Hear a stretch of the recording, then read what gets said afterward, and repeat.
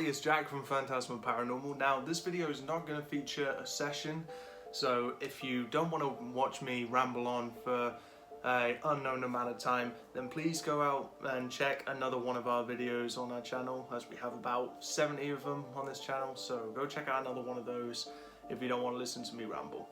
But anyway, this video is going to be about specifically mobile phone apps for ITC SPIRIT Communication and for software programs as well.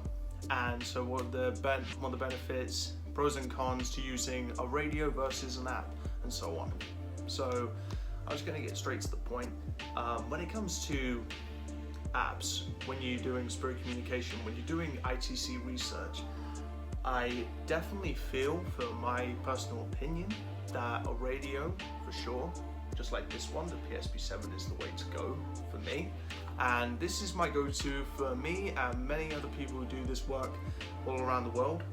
And I think the reason why this is such a popular device among people like us is that when using these or any kind of radio device, we have more knowledge on how radios work. For example, like the PSP7, about how it's a normal AM/FM radio, but what it's designed to do is scan through stations without muting at a fast rate of speed, slow rate of speed, but you can adjust that with your sweep rate on there, with your forwards sweep, reverse sweep, so either it scans backwards or forwards.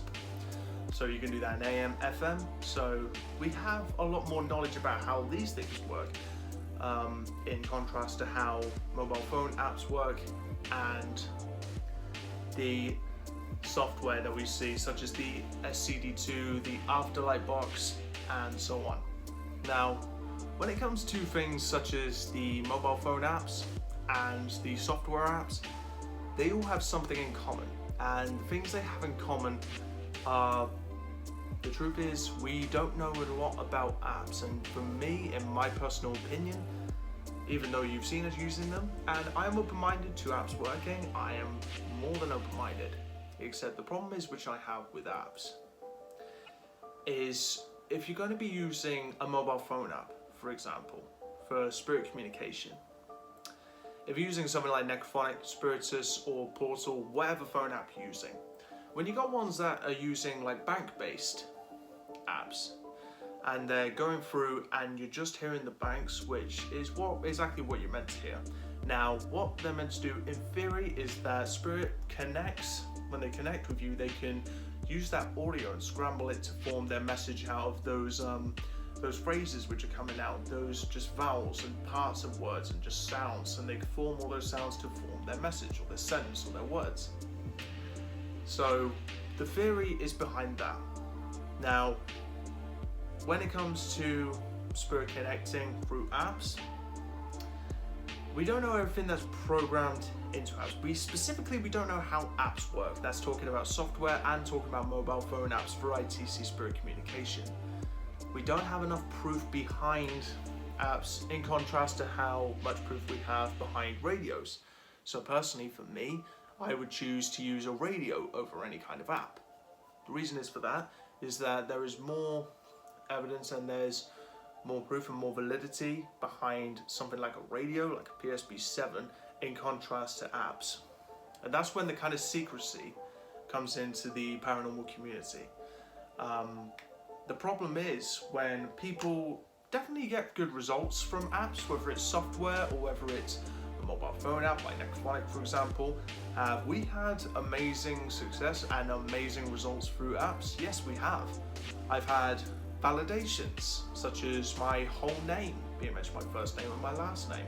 I've had a spirit tell me if my painkillers were working, and specifically 2 painkillers, which was in the test of the Afterlife box video, and they validated that 10 minutes after I took 2 painkillers for a headache.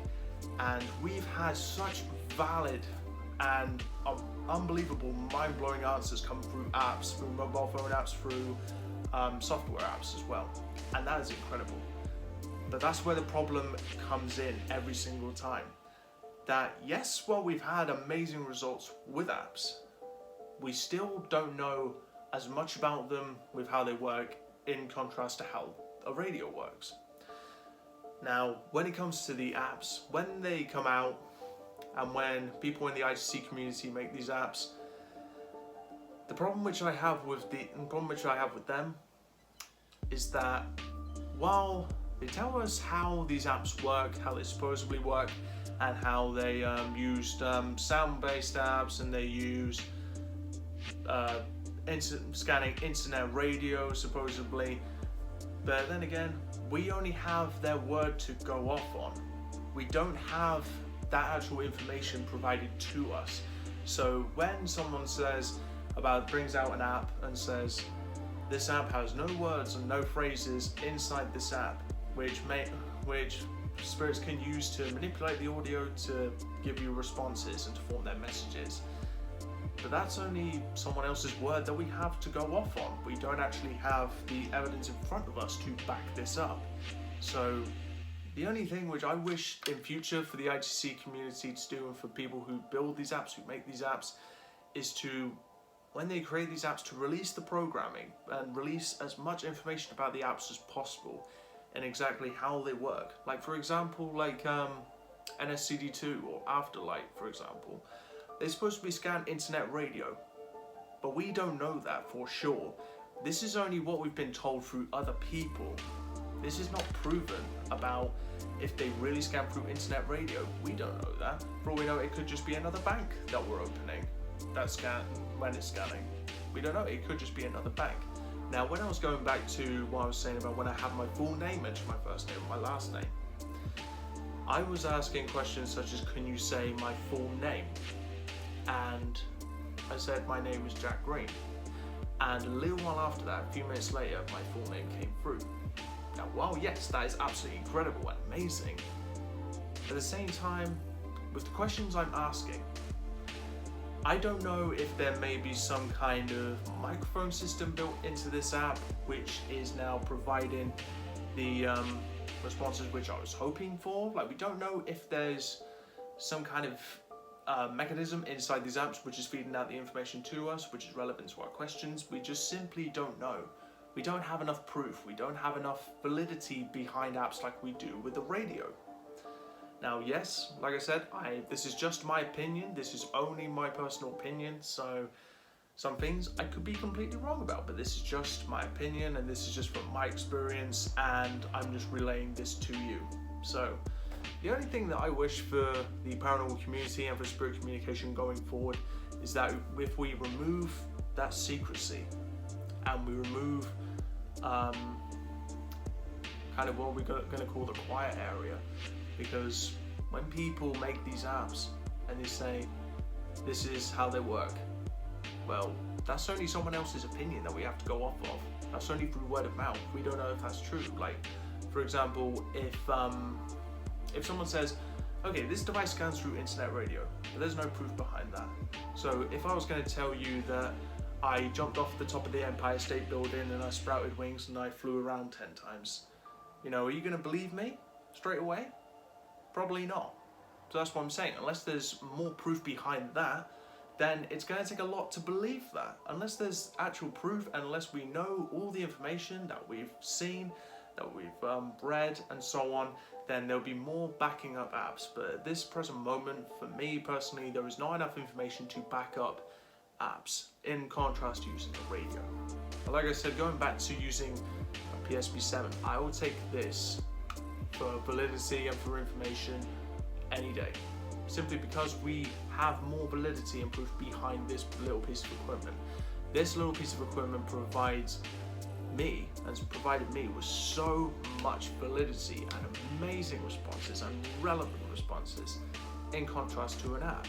Now, a lot of the time when an app is running, for me and for a lot of other people, when an app is running, it just sounds like gibberish, and there's just words coming, and there's just like parts of words coming out. There's just all these phrases and all these sounds that are coming out of the app. Now, in about 5 minutes, you might only get maybe one intelligent response. But from a lot of what I've seen in a lot of apps, that some of these apps sprout words like God and things like that, and angels and Jesus and that kind of thing.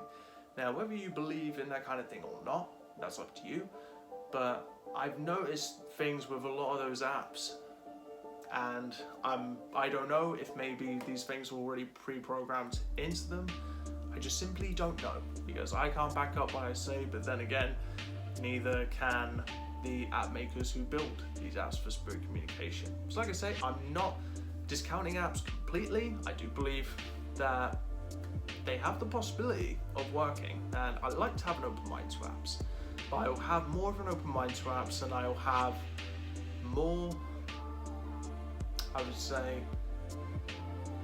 would have more confidence in apps if we knew more about them, if we were provided all the information about them, exactly how they work, how to use them, what they do, and the programming, exactly how they work. As much information as possible, then we can progress moving forward. So we can progress in this field, and we can constantly try and get the best spirit communication that we can possible, because that's what the end goal, that's what we're all working towards in this field. So that way we can help each other, and that way we can try and benefit each other and go, right, okay, so this is like the best equipment that we can use, so how can we make it better? So then we can remove all this garbage, and then move forward with much more proof, much more validity, evidence, and so on. So that's kind of my rant over. That's all I wanted to say about apps and radios. But the other thing is, especially with what I was getting to in the secrecy part, and I'm not naming any names here at all, not going to name any names, but with the other things that I've seen recently, which have been really kind of nagging at me, which I don't want to sound as if I'm ragging on anybody else, because I'm not, but when it comes to things that I wanted to talk about, such as clickbaity titles, and what I mean by clickbaity titles is I'm going to bring up celebrity sessions, for example. With celebrity sessions and so on, or any kind of session, but I'm just going to use celebrities as an example. So you see some other people in the ITC community that do spirit communication sessions to contact a specific person, like a celebrity, for example. Now, when I've done videos in the past, I always put a kind of a disclaimer in the title when I always say, was this so and so? Because I cannot prove 100% it is that person who is coming through to speak to me. Yeah, I may get amazing responses, I might get answers which are really specific to the questions which I'm asking, might even sound like their voice, and so on, which is unbelievable. But then again, I still cannot 100% prove that is that person who is coming through. Now, the problem which I have in the ITC community with some people that they say, like Martin Luther King comes through and speaks to me, and he comes into my room and he speaks in his own voice and that kind of thing. Yeah, but can you 100% prove that that was Martin Luther King who came to visit you? Do you know that he came to visit you at all? Do you know it definitely was him that was speaking to you? Because if you say Martin Luther King visits me at home, again, that's not proof. That's only an opinion. That's only what you believe, but there's no proof behind that. So that's kind of a little bit of advice that I have for anybody in the ITC community, is that clickbait titles are not good. If you are going to do them to grab attention, you definitely will grab attention. But except the other thing is, try and go about it in the right way. Try and leave kind of an opening, like an open mind to it. Say, this could have been instead of this was, because you don't know, because you can't 100% prove that for certain. So that's the little thing which I wanted to say about that. But anyway, I do encourage you guys to experiment, use apps, use radios, use anything you can possible. Even get into even using Ouija boards, pendulums, automatic writing, all those kind of things. I would definitely love to see so much more from this field, and I do enjoy what we do, and I love seeing all the ideas that people are coming out with, and all the people that I've got to meet in the paranormal community. since I've properly been started doing this work, and it's been absolutely amazing. Best experience of my life, I think. And the more we learn, the more we can benefit others in the ITC community, and the more we can benefit what we do with spirit communication going forward, so we can then remove the secrecy, remove the quiet area, remove the grey, and we can go forward, push through, and gain some momentum on spirit communication, so we can constantly keep getting better. So that's what it is. That's just my opinion on apps, my opinion on more honesty in the paranormal community. So I hope you found this informative, and I hope you didn't mind listening to me rant for a little bit.